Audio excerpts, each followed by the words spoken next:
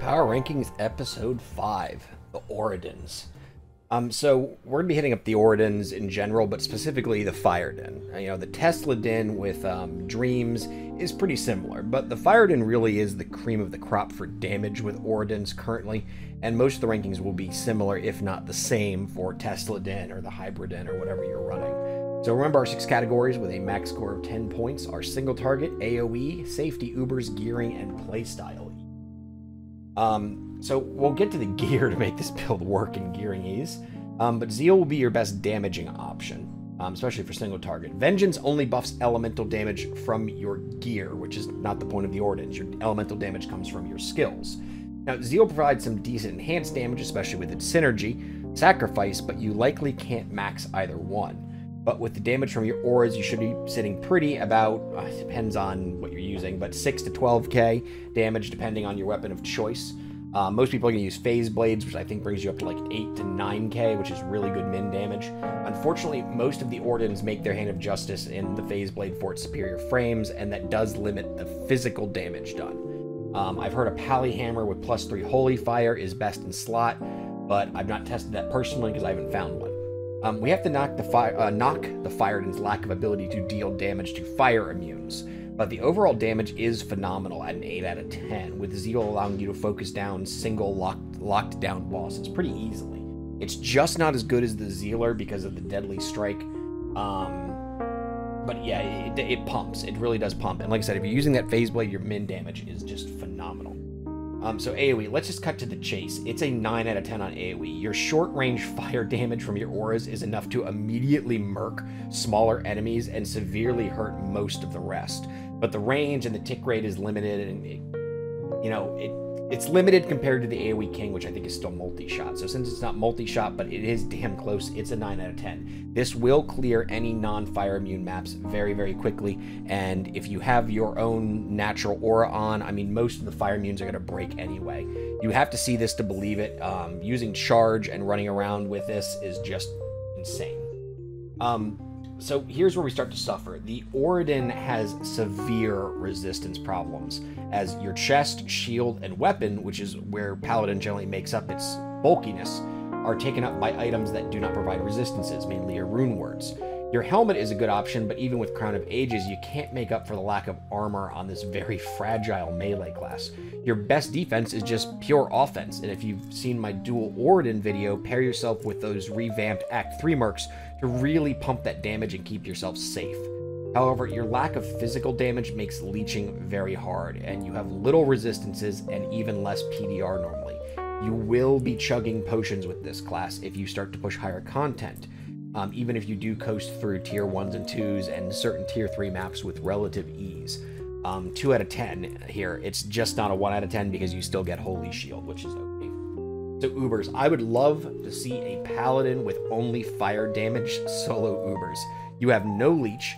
You could probably do it if you swapped out Skillers for resistance charms, and with absolutely perfectly timed rejuves, but find a friend here. This is not an Uber killer. 1 out of 10.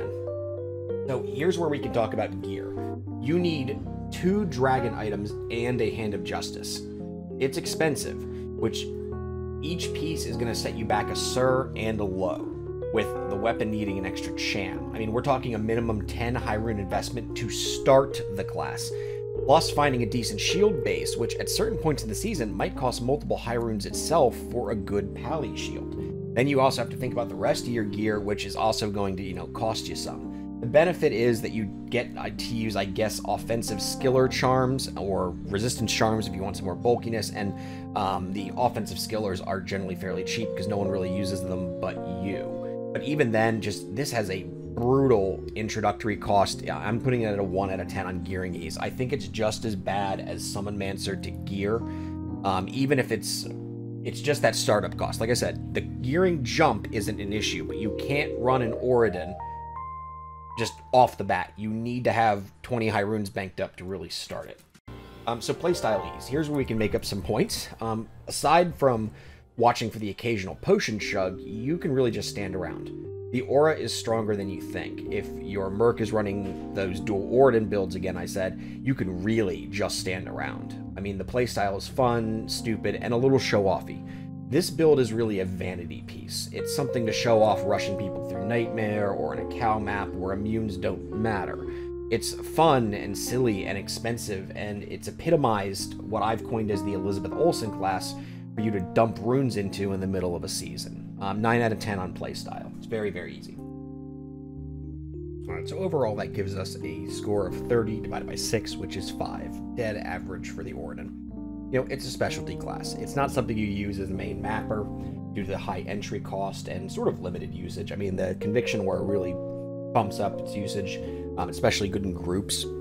I'm still, like, if you had a group and you were rushing to 99, I mean, I would run a Barb for the BO or Druid for the life, whatever, an Auradin, and then, like, 5 Storks. Like, that's how I would just set up to be the fastest map clearers in the world. So think of the Auradin sort of like... It's a wealth flex. That's what it is. It's incredibly fun, but it's just a flexing. I have an Auradin. So think of it like a Maserati. You bought one and it's shiny and expensive and everyone will oogle at it. They will, however, say behind your back that you're a moron for not just buying a Ferrari that could do it all and better.